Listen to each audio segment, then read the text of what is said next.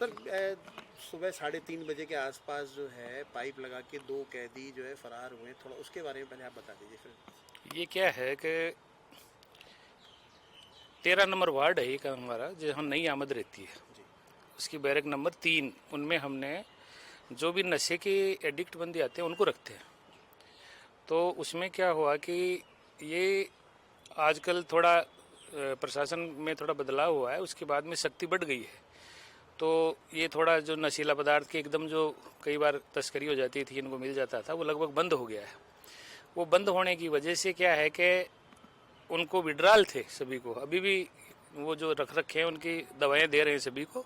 लेकिन जो नए नए आते हैं, इनको भी आए 4-5 दिन ही हुए थे, तो जब नए आते हैं तो इनमें विड्राल बड़े खतरनाक होते हैं।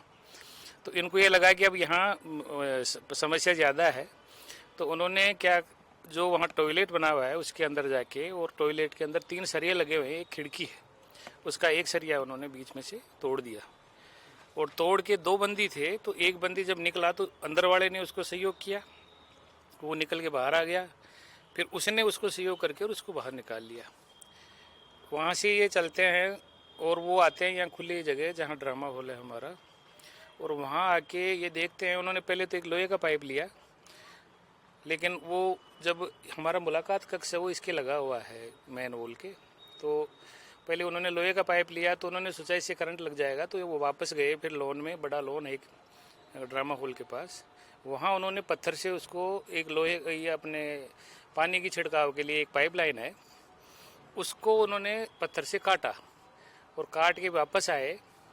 वापस आके और वहाँ ऊपर चढ़ गए, और उन्होंने जो ये आपको बाहर से जगह दिखाई दे रही है, यहाँ इन्होंने इसको लपेट के, और पहले एक चढ़ाया वहाँ ऊपर, और वो चढ़ के, और फिर उसने दूसरे, वो निकल गया वहाँ से, फिर इसने वापस उससे जो भी इसके पास एक लकड़ी और है वहाँ, उस लकड़ी से वापस खींच के वो भी चढ़ गया और वो उतर गया।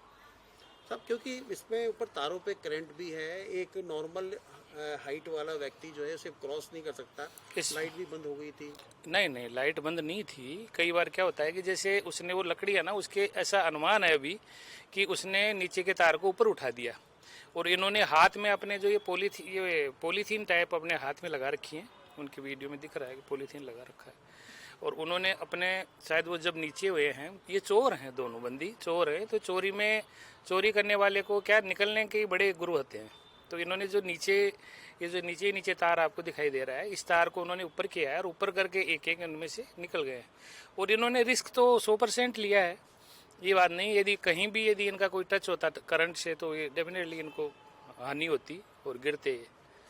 सर इसमें लगता नहीं है कि जेल प्रशासन की तरफ से चूक तो हुई है? नहीं हुई है, आप, हम मानते हैं, हमारी अंदर इतनी ड्यूटी होने के बावजूद और इतना होने के बावजूद भी ये निकलने में सफल रहे, तो लापरवाही तो है, इसमें कोई दो राय नहीं है।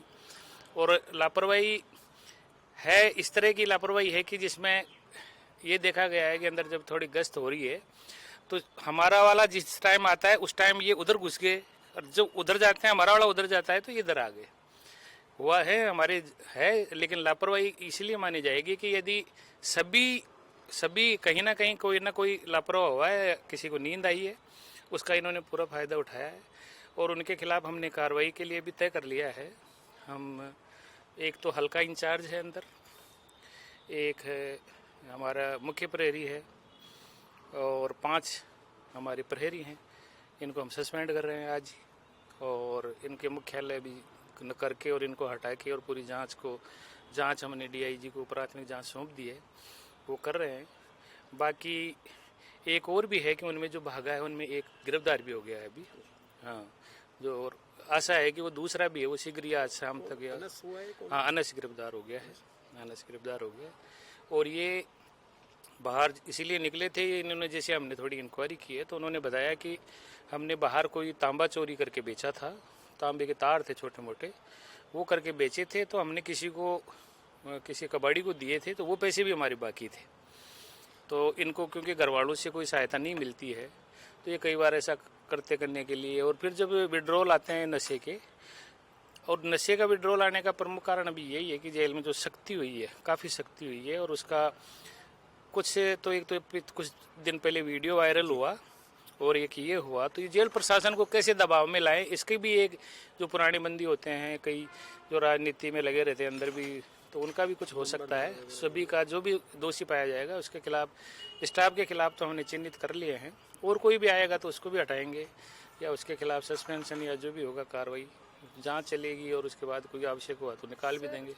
तो इसमें नवल किशोर दोनों साथ में भाग गए थे, कोई लीड मिला कि नवल किशोर कहाँ होगा अनस के थ्रू? हाँ नहीं, अनस के थ्रू अभी गिरफ्तारी हुई है, उसको ज़रूर पकड़ लेंगे, उसको पकड़ लेंगे, क्योंकि ये दोनों स्मैक पीते हैं, और ये वो अपने घर के पास ही पकड़ में आया है जो है अनस, और ये भी अभी वो जो हाँ वो तांबे वांबे का कबाड़ी वबाड़ी बता रहा है, वहाँ पूरा पैरा हो गया है और पूरी चीज़ें हो गई हैं। सब एक सबसे बड़ा जो सवाल ये है कि अब क्योंकि दो कैदियों ने जिस प्रकार से प्लानिंग के साथ में भागने का जो प्रयास किया है, अंदर और भी बहुत सारे हार्डकोर अपराधी हैं और कई सजा याफ्ता भी हैं, तो ऐसा तो नहीं उनके लिए कोई रास्ता खुल गया एक तरह से? नहीं, ऐसा नहीं होता है। ये क्या है, कई बार क्या होता है कि जैसे जिसको किसी को भी आप, चाहे पशु हो, चाहे कोई कर्मचारी हो, चाहे या क्या बंदी हो, आप उसको बांधोगे तो वो तोड़ने की कोशिश तो करता है।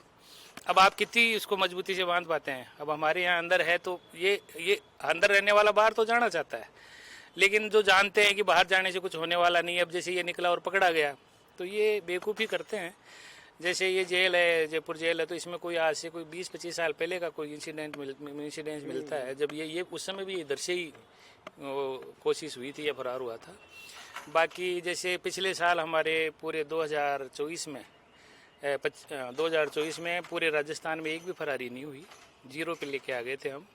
और जब से हमारा स्टाफ यहाँ बाहर लगा है, RAC है का, और हमारे भी हमने जितना इनको वो किया है, उसके बाद में मैक्सिमम हाई अलर्ट पे रखते हैं, खासकर सेंट्रल जेलों को। लेकिन फिर भी देखो, मानवीय भूल, मानवीय चूक, लापरवाही हो जाती है, खासकर जब होती है जब कोई चीज़ गठित नहीं होती है। तो इन्होंने सोचा कि ये फरारी वरारी का कोई वो है नहीं और होना दुर्भाग्यपूर्ण है, लेकिन सख्त कार्रवाई हमने शुरू कर दी है। विभागीय जांच भी बहुत सख्ती से की जाएगी और कहीं किसी को बख्शा नहीं जाएगा। बाकी क्योंकि ये वास्तव में लापरवाही है, ये हम मानते हैं। सर एक बिल्कुल लास्ट सवाल है कि पीछे बिल्डिंगें हैं और क्योंकि बार बार मोबाइल का पकड़ना, ये अपने आप में जो है हाई सिक्योरिटी जेल के लिए एक बहुत बड़ा प्रश्न चिन्ह है, क्योंकि मुख्यमंत्री को भी यहाँ से जान से मारने की धमकी मिल चुकी है। तो उस पर भी कोई जेल प्रशासन कोई बड़ी कार्रवाई करेगा या वहाँ जाल लगाएगा या इस तरह जो भी? ये योजनाएं हैं, जाल लगाने की योजना है। उसके पहले हम पहले जैमर लगते थे जी। तो जैमर क्या है, जो सिग्नल आता था उसको जैम करता था। अब हम एक ऐसी प्रणाली ला रहे हैं जिसमें चारों कंपनियां जो अपनी हैं, जो प्रोवाइड करती हैं, जियो है, वोडाफोन, एयरटेल और BSNL, इन चारों कंपनियों का टावर हम यहाँ लगा रहे हैं। एक टावर लगेगा और उस पर चारों कंपनियों के जो उपकरण लगेंगे, तो वो अपना कॉल ट्रेस करेंगी। जिसका भी कॉल आएगा वो ट्रेस हो जाएगा, और ट्रेस होके उसको वहीं किल कर देंगी कॉल को। तो वो प्रणाली अभी अगले 4 जेलों में, सभी सेंट्रल जेलों में और एक हाई सिक्योरिटी जेल में लगाने की प्रक्रिया चल रही है। और 4 जेलों में यदि सही प्रोसेस चलता रहा तो शीघ्र ये लग जाएगी। और उसके बाद हम ये करते हैं कि लगभग इस समस्या से जब चलेंगे ही नहीं तो निजात अपने आप ही मिल जाएगी। तो ये कोशिश है। उसके अलावा जैसे आपने जाल का कहा है, तो जाल लगाने की भी प्रक्रिया, जैसे खासकर जहाँ थ्रोविंग होता है तो वहाँ से थ्रो नहीं हो तो जाल की प्रक्रिया के लिए भी सरकार कह रही है कि आप लगाइए, हम बजट देंगे। तो हो सकता है अगले बजट में हमारे लिए कुछ इसके लिए मिले और हम लगाएं। सर जैसा कि DG जेल साहब हैं, उन्होंने ये कहा कि नशे की शक्ति की वजह से ये दोनों अपराधी भागे हैं, आगे भविष्य में ऐसा नहीं हो इसके लिए हाँ, ये आप सही कह रहे हो, ये सही कह रहे हो। होता क्या है कि कई बार क्या होता है कि जैसे एक आम धारणा है, जब हम भी कई बार क्या होता है घर में कोई चीज़ सामान्य रूप से चलती तो लापरवाह हो जाते हैं। वो लापरवाही कई बार हम कई तरीके से देखते हैं। ऐसे ही जेल भी एक संस्थान है, तो यहाँ भी क्या इन्होंने सोचा है कि ऐसा नहीं होगा। अब इसको क्या है कि इसको ऐसे किया जाएगा कि ये जो लापरवाही चूक रही कि हम इधर आए वो उधर चले गए, वो इधर आए हम इधर आ गए, तो इस चूक को कैसे दूर किया जाए, इसके लिए या तो स्टाफ में बढ़ोतरी करेंगे और बढ़ाएंगे स्टाफ को। और शीघ्र स्टाफ में अभी हमारे 73 डिप्टी जेलर्स की एग्ज़ाम हो गई है और सरकार ने अभी लगभग 900 प्रहरियों का रिजल्ट भी घोषित कर दिया है। वो भी अभी मिल जाएंगे। तो आप जानते हो जब स्टाफ ज़्यादा होगा तो डेफिनेटली सुरक्षा बढ़ेगी और हम भी इसका लगातार चेकिंग करना और करना। तो हमारे भी लगातार जो DIG हैं, सुपरिटेंडेंट हैं, इनकी गश्त होती है रात्रि में, वो कर रहे हैं। इसी की वजह से इतनी शांति है, वरना तो सारे अंदर कम से कम अभी 2000 बंदी हैं। तो उनकी वजह यही है, और बाकी घटनाएं ये करेंगे, ये अपना प्रयास करते हैं, हम अपना प्रयास करते हैं। कई बार ये हमारी लापरवाही से ये कर पाते हैं। बाकी ऐसा नहीं है कि इसको संज्ञान में नहीं है। डीजी साहब ने इसको बहुत संज्ञान में लिया है घटना को, और इस पे पूरी कार्रवाई के लिए वो कार्रवाई कराएंगे। ये तो बिल्कुल मानते हैं कि पहली बार जो है अधिकारी ये कह रहे हैं कि लापरवाही हुई है, ये तो आप मान रहे हैं? हाँ, नहीं, लापरवाही नहीं होती तो फरारी नहीं होती। इसमें मानने में कोई दोष नहीं है, और जब हम मानते हैं तो हम उसको सुधारेंगे कि हमारी क्या लापरवाही है। लापरवाही बिना तो अब मैं कहूँगी मेरी लापरवाही नहीं है, तो आप भी नहीं मानेंगे कि लापरवाही नहीं है, तो भागे कैसे? तो 100% लापरवाही दिखी, स्पष्ट है लापरवाही। वरना हमारा मुख्य काम बंदियों को रोकना है। सबसे प्रथम काम बंदियों को रोकना है, बाद में दूसरे काम है। तो हम इसमें कहीं ना कहीं थोड़ी हमारी चूक हुई है, तो हम आगे पूरा प्रयास करेंगे कि ऐसी कोई बात नहीं हो, और ऐसी नहीं देखना पड़ेगी कोई बंदी यहाँ से निकल के चला जाए। सर, अंदर की सुरक्षा लेयर को उन्होंने तोड़ा, परंतु बाहर की जो सुरक्षा लेयर है उसके बारे में बताइए, उसकी क्या? बाहर की सुरक्षा लेयर देखो कई तरीके से है। बाहर की सुरक्षा लेयर में जैसे हमने हाइब्रिड मॉडल है सिक्योरिटी का, एक यहाँ REC है, हम अंदर हैं।